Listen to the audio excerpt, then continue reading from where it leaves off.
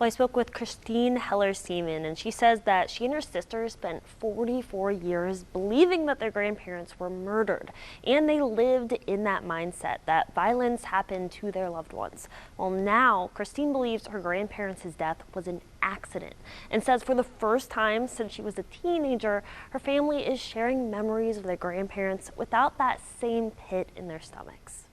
Living with that fear and that terror and wondering what can happen around the corner has definitely affected all of us. Christine Heller-Seaman was 15 years old when her grandmother and step-grandfather, Catherine and Charles Romer, disappeared.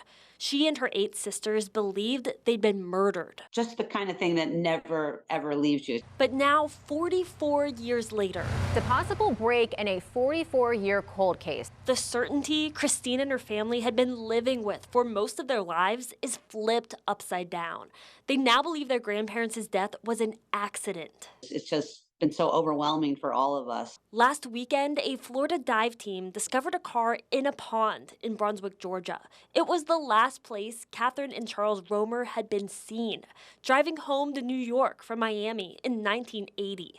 Christine says she knows that car. It would come down the driveway and it would be a big celebration because they were coming. So seeing the car being pulled out of the mud like that was startling. Though police say they don't have a positive ID yet on the car or a bone found in it, Christine is sure it's her grandparents. And because she believes their deaths may have been an accident, she says this Thanksgiving was different. I just felt that was the shift. We could actually talk about happy stories. Now her family can focus on the true legacy of their larger-than-life grandparents. Very much in love and traveling and adventure, the perfect recipe for a nice life.